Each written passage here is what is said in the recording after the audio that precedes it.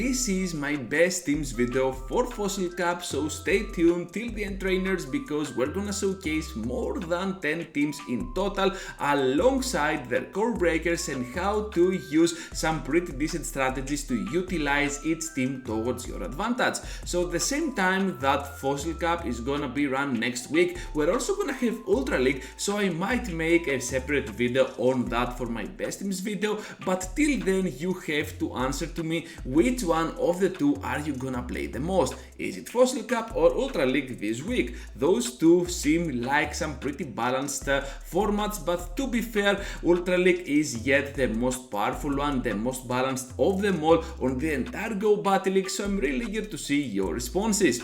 Now let's see what is happening on the rankings according to PvP, and you can see here that we have pretty much a Poliwrath meta. Everything is gonna be centered around this Pokemon, and that's mainly because we're gonna have the Steel types and the Rocks, which are gonna be dominated by those fighters, and of course Poliwrath is gonna be the strongest one that is eligible of them all. So not only Poliwrath can emerge on the top rankings, but also Registeel, something like a Kartana here, a Ludicolo, so we're looking at a weird meta, but still kinda restricted. I'm pretty happy to see Pokemon like Gastrodon here, something like a Magnezone, so we might actually have some fun. So let's start off now with the first team showcase, which is all about Poliwrath up in front, followed up by Cradily and Registeel. So the backline is obviously kind of afraid of those fighters, and I'm not that scared of Poliwrath, to be fair, because we still have a powerful Power Whip Grass Knot actually from our Cradily, we still have Zapcan from Registeel, so this is why this team can be extremely good. However, what I'm really afraid of is gonna be something like a Lucario at the back, but let's see which is the real core breaker of this team and the potential threat. And guess what? We're gonna have a Poliwrath of our opponent. That makes a ton of sense. Poliwrath is gonna be run with Dynamic Punch in this cup, no reason to go for Scald, I guess, and at the same time you only have the mirror to go on that Pokemon, and under shielding it can still provide a lot of pressure, not only on Registeel but also on Cradily, even though it is a grass type Pokemon. Into the next one now, trainers, with a Feraligatr up in front, followed up by a Scavalier and Ferrothorn. The backline is pretty weak to those fires, but guess what? No fire exists over here, at least not on paper. So we're gonna have Feraligatr leading this team effectively, able to cover for that fire weakness, and I think that the most fiery type Pokemon is gonna be something like a Magcargo, so you're not gonna see it that often overall. Poliwrath once again emerges here as a soft core breaker, but throughout synergy you can already tell that a simple Power Whip from Ferrothorn, a couple of Aerial Aces from your Escavalier, or even back-to-back Hydro Cannons from a Shadow Feraligatr can do so much damage on that Pokemon. So with a little bit of synergy, even the core breaking part of Poliwrath can easily be dealt with here. I guess that you can easily come into the battle here with Ferrothorn as an aggressive switch, or just come into the battle with a Escavalier. You get to pick your safe switch with this team so that you can have a much safer environment towards the end game with the other Steel type remaining. And this team is pretty solid. Even up against a Pelipper, up against a Mantine, Ferrothorn has always something to throw, like a Thunder for example, but Flash Cannon might be a move that no one is gonna be expecting. Of course, you're not gonna use it that much, perhaps against a Cradily to surprise them, but still you can go with back-to-back Power Whips and still emerge victorious from that battle. Now let's keep going into the next one with another Poliwrath team. I'm telling you, this Pokemon is absolutely everywhere and you have to use it, otherwise use a team like the previous one. So Poliwrath up in front, followed up by another fighter and Lantern. This is an ABA team, while at the same time we're looking at an ABB. So this means that you are at a water type up in front, a water type at the back, and this always comes down to the fighting type as well. So with Lucario as your closer, you get a pretty nice Pokemon to sweep the entire backline of your opponent with its counters. Do not go for Force Palm, except if you already have it installed on your Pokemon. Do not TM it away. This is a legacy move after all, and I guess that the only severe threat to this team might be another Lantern. Besides that, I haven't found another solid core breaker. Okay, Ludicolo is here, but still, who is gonna use that Pokemon? I have no clue at all, and before you go down to those Razor Leaves, you still get the chance to one-shot it down with a Dynamic Punch, which is always pretty great. And even if that doesn't work, even if they want to block, Lucario can still emerge victorious against Ludicolo without breaking any sweat at all. So Lantern here is gonna be a very good backline Pokemon as well, able to surprise those Poliwraths, those other water types along the way, something like an Azumarill for example. Yeah, that Pokemon is still around, and Lucario with Thunder Punch will help you a ton against Pelipper, against Mantine, which means that you get extra coverage with that move, while Shadow Ball is gonna be your main charge attack. Now into the next team showcase, as we're having a Jellicent team. Jellicent is another huge Pokemon to completely hold down that poor Poliwrath, and unlike Lantern, Jellicent can do it in a much more effective way because it pretty much resists whatever Poliwrath has to offer. So with Jellicent on your team, you get extra coverage on that Pokemon, so you might be thinking, okay, my backline has to be somehow weak to that Poliwrath, but yes, again, because we got a Escavalier and Gastrodon, two Pokemon that are pretty solid generalists against the entire meta of Fossil Cup. And to my surprise, I figured out throughout PvP that Skarmory is a solid core breaker. So I'm not sure that Skarmory is gonna be used by many, but if you happen to see one, well, it doesn't matter because even Jellicent can provide so much pressure with its water typing by resisting the Steel Wings, while at the same time a simple Shadow Ball can do so much damage on that poor Skarmory. You have access to a Pokemon like Escavalier, which can make this battle pretty even, and now with Gastrodon, well, this is where things can go sideways. However, Skarmory is not gonna be that much around in the meta of Fossil Cup, and that's mainly because it has a lot of water types which resist those Steel Wings, and of course the Steel typing, the other Steel types at least, can easily wall it down. So yeah, Skarmory not that much of a big deal. Besides that, I haven't found another solid core breaker. Even against the Razor Leafer, Jellicent can always find its way to victory because this is how good the combination of Hex and Shadow Ball can actually be. Now into the next team showcase with a Cradily up in front, followed up by a Lantern and the Escavalier. So once again another Escavalier team, so you can already tell that counter is a big deal in Fossil Cup. Of course we got rock types and steel types, someone needs to stop them, and besides ground, I think that counter users are gonna be on the very good spot. Not only Escavalier, not only Poliwrath, but we also saw before something like a Lucario to be extremely useful. So at this point you can already tell that we are kinda weak to those Registeels because we do not have a lot to offer here. Even Escavalier will be in deep trouble without any shields at all, but at the same time PvP suggests that we need to take care of Togedemaru with this team. To my surprise though, to my knowledge though, not even a surprise, to my knowledge, well, Togedemaru is not even a big deal for this team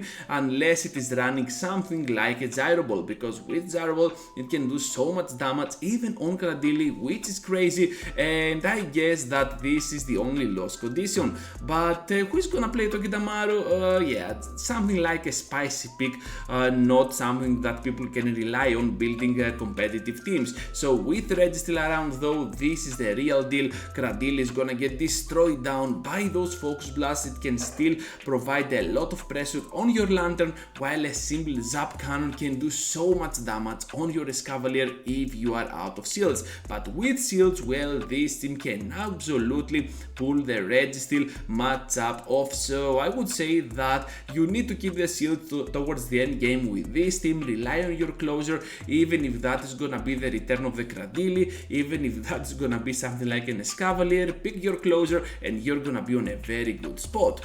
into the next team showcase now with a Pelipper up in front, followed up by a Registeel and Swampert. So we have already talked about Registeel, how good of a metal trash can it can be. You can see here the rankings, but we don't care at all, not for the rankings, not for the meta scoreboard, but we care about those potential threats, which are the core breakers.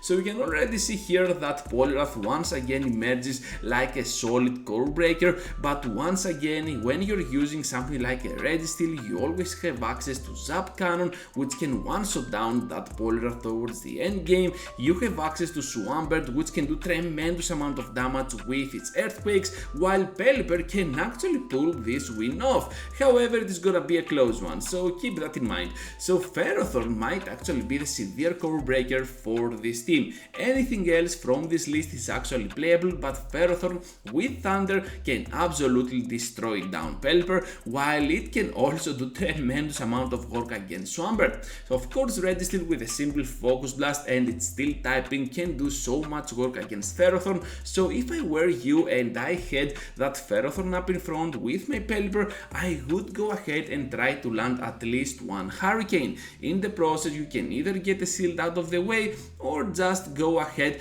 and let your Pelipper go down and then come into the battle with Registeel. If they do not switch, well, you always have a chance to beating them down, because most likely they are not gonna have any other grass type, and Swampert can emerge victorious against whatever lies at the back with a shield advantage. This team is super good and you definitely need to try it out. Now with a Quagsire team on Shadow mode with a Mantine and a Berserker at the back. So Berserker is actually one of the most underrated safe switches that you can use in the meta of Fossil Cup, and I believe that Mantine is actually underrated as well.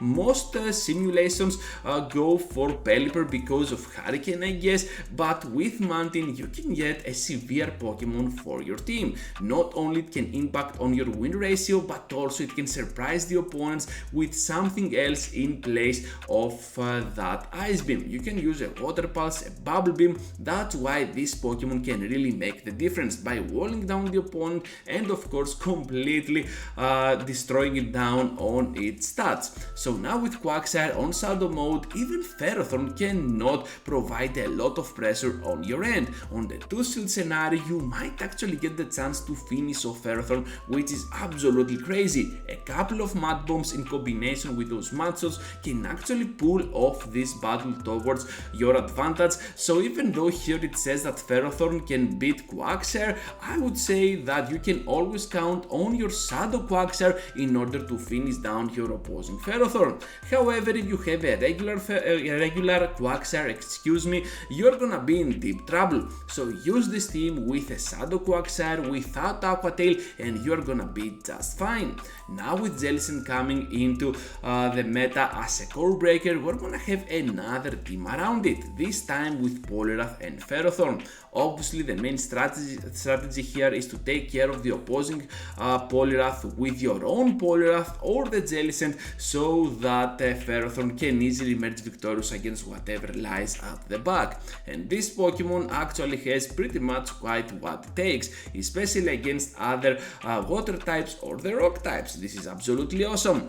Now with the Magnezone being a severe core breaker for this team, you can already tell how you can play this team. You need to switch out on your Poliwrath on every single Magnezone lead so that you can do extra damage with your counters. And for this particular team, if you have a Shadow Poliwrath, feel free to shield it till the end at any point of the battle, because using your shields effectively means that you can easily take them back by threatening them with those dynamic punches that your Shadow Poliwrath can connect for huge and immense damage.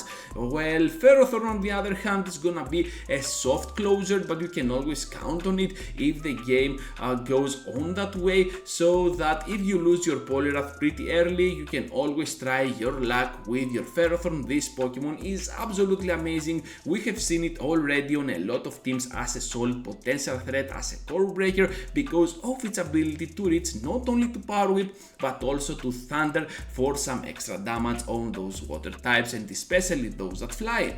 Into the next team showcase with a Golisopod up in front, having another bug type at the back and the steel type on the face of the metal trash can. So red is still in action. We have already seen this Pokemon as Cavalier as well. Not gonna say anything more about these two, while Golisopod here can emerge like a solid lead for this team. Not only can protect you from some Pokemon that your backline is afraid of, something like a fire type for example, as you can see here against Magcargo and Hitran, but also it has pretty much quite what it takes to destroy down the competition against that Poliwrath, especially when you can resist pretty much whatever they throw and you still have access to those aerial aces. I think that a Cavalier here can connect like a perfect closer for this team. It really has the moves, while Red Steel can be used like a decent safe switch, however not an aggressive one. Whatever the lead is, if it is playable, I'm talking about neutral or super effective towards your advantage scenarios, Golisopod can still stay in, do whatever it can, and of course sometimes you might actually pull the win off without spending any shield at all. This Pokemon might be glassy, but Golisopod is a specialist in winning some critical lead conditions for your team. Into the next team showcase, and finally we got an OG team. I really am a big fan of those teams, especially when Azumarill and Galarian Stunfisk can connect with each other towards victory. So Azumarill will lead this team. You can already see almost perfect numbers here. Safety is the D, but still it is kinda clutch because you have a pretty solid back line. So Azumarill up in front is gonna be afraid of those Registeels, of those Ferrothorns, but on the other hand it has so much play against Poliwrath, which makes it a top contender for the lead scenario. At the back, you need to aggressively switch in there with your Ferrothorn, try to draw out something like a Poliwrath, something like a Lucario, then return with Azumarill to finish it off, and of course Galarian Stunfisk, most likely at least, will have nothing else to fear on the closing part. I'm telling you, this team is pretty solid, has to be used like an aggressive ABB team style, because you got double steel at the back, and of course by drawing out the correct Pokemon, the other steel type and most probably your Galarian Stunfisk can do so much damage on whatever remains on your opposing side. So Azumarill has to be used with Ice Beam and Play Rough, I guess. No reason to get on those water types. We have already got rid of those Scalds from Pokemon like Poliwrath and Whiskas, so I think that Azumarill is gonna be just fine without its water type charge attack for coverage as well. Now with Ludicolo coming as a perfect lead here, we can have a Magcargo and Magnezone at the back. This team can actually be used in two ways, both with Magcargo being used as an incinerator or just use it as a rock thrower. At the same time though, you can have a pretty solid core on the faces of Ludicolo and Magnezone, two Pokemon that can one-shot down with their moves pretty much the entire meta. So I think that this team really relies on its nuke ability. You have some heavy moves like Ice Beam, like Hydro Pump, something like a Leaf Storm, Overheat, Stone Edge, Wild Charge, Flash Cannon, so many to pick from, but I think that you can always count on your Magcargo as your perfect closer with the standard moveset of Stone Edge and perhaps go for Overheat. Of course Magcargo is gonna struggle a ton against that Poliwrath, but at the same time you have Pokemon like Magnezone, something like a Ludicolo with Razor Leaf, which can easily take care of that Pokemon. So what I want you to do with this team is pretty much the same strategy like before. Aggressively switch out on your Magnezone, draw out that Poliwrath pretty easily, go for the move and the Wild Charge for the nuke, and right after Ludicolo can easily finish off that Poliwrath since it is still gonna be switch locked in there with you. So Magcargo at the same time can easily provide itself as a solid closer, come out of its shell and absolutely wreak havoc as its lava is just gonna burn down on your opponent's side. So this team is pretty solid, pretty strong, kinda glassy, but you already get the memo.